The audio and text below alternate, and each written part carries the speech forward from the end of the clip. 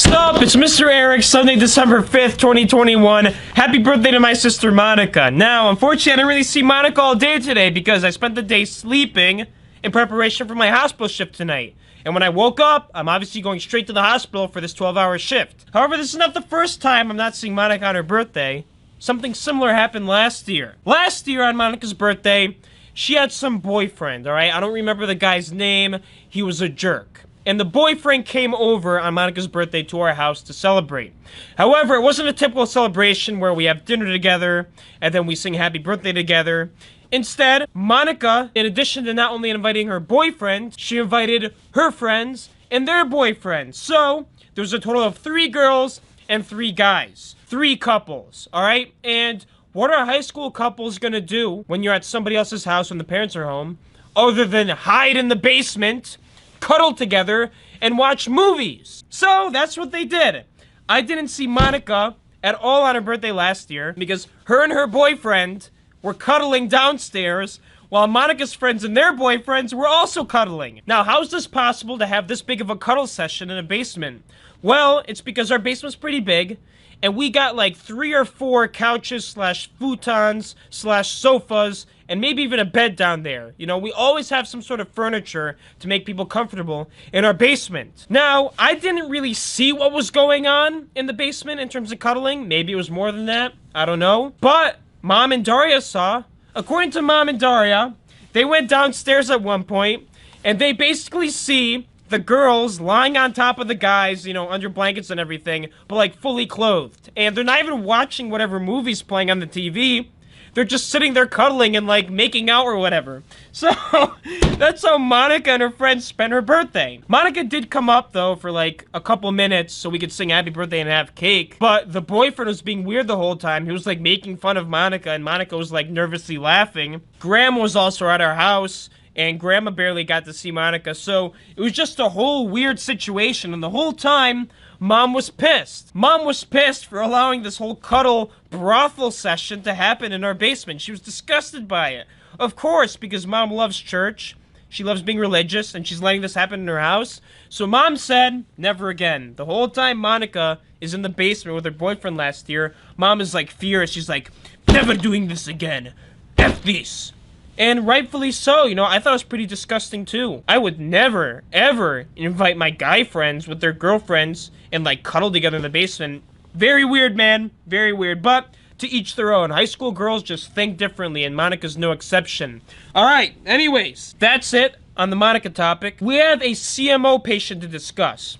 At the hospital tonight, I got my first ever CMO patient. What the hell does CMO mean, Mr. Eric? Well, it means comfort measures only. What the hell does comfort measures only mean, Mr. Eric? Well, every patient in the hospital has a code status. What does code status mean? Well, it means what are we gonna do to save somebody's life in the event that they go into cardiac arrest, heart attack, and are on the verge of dying. If somebody's a full code, that means you do everything you can to rescue them, save their life. So CPR, intubation. If somebody's a DNR, do not resuscitate, it means you're not going to do CPR on this patient if they go into cardiac arrest or code. If somebody's DNI, it means do not intubate. You can do CPR, but don't throw a tube down their throat so they can breathe. No way. That's pretty invasive. Do you want a tube down your throat? I mean, I do at this age, but later on, I don't know. Then finally, there's CMO. Now, CMO, comfort measures only, not only encompasses DNR, which means don't save them if they're about to die. It also means you don't do assessments, you don't do vital signs, you pump them up with pain meds so they can be comfortable. You are allowing this patient to have a comfortable death. Everybody knows that they're gonna die. The family's updated on this. The doctor helped make this decision. The patient may or may not know this, but you're gonna allow somebody to transition from life to death as comfortably as possible.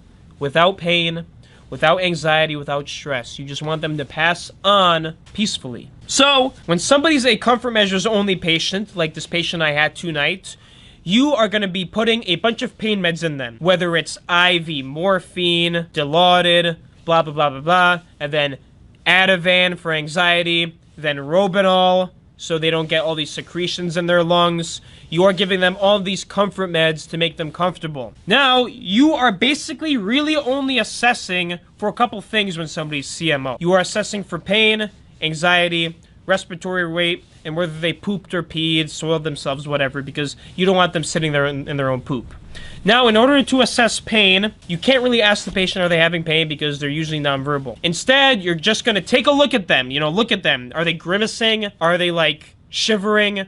Are they moaning? Are they breathing very fast? If so, you're going to give them more pain meds. Now, the order for pain meds is usually a certain milligrams based on a pain scale. It also has a frequency. If what you're giving the patient for pain does not work, you are going to message the provider and ask for an increase. Now, if you get to the point where you got to give pain meds via an IV syringe every 15, 30 minutes, it's obviously not working. So instead, what you're going to do is you're going to get a drip medication. For example, a morphine drip. What is a morphine drip? Well, it's a bag of morphine fluid they can hook up to the patient's IV, and it's set at a certain drip rate so that every hour they get this many milligrams of morphine or whatever other pain medication there is. The great thing about drip medications is that it offers constant pain medication to keep their pain levels low.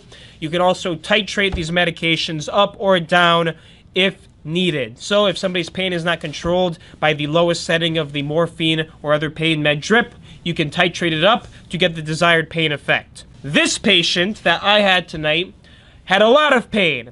They were breathing very fast. They were grimacing, moaning, not sleeping. So we had to titrate them up to the max amount. And the great thing is, it worked. Very happy about that because the family was in the room and they were a little bit upset about the patient's condition.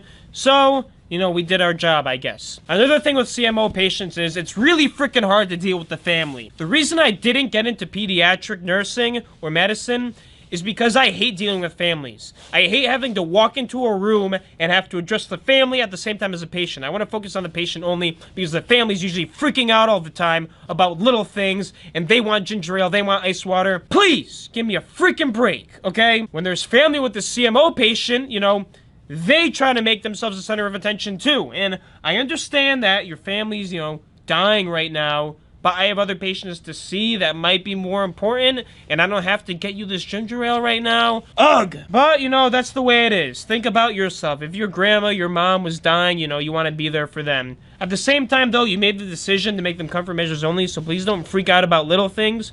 We will titrate you up for the pain medication, but please don't stop calling us every 5 minutes. All right, so, that's another thing you have to do. If you want to go into hospice nursing, you're going to deal with a lot of CMO patients and their families. I hope you're prepared for it. I hope you like to be, empathetic and stuff. I don't like to be empathetic. I like to get my job done, feel like I saved somebody, and that's pretty much it. CMO, I know it's pretty easy to be a CMO nurse on the floor because you don't have to do assessments, vital signs, give all these different, other types of medications that involve reading blood pressures and stuff.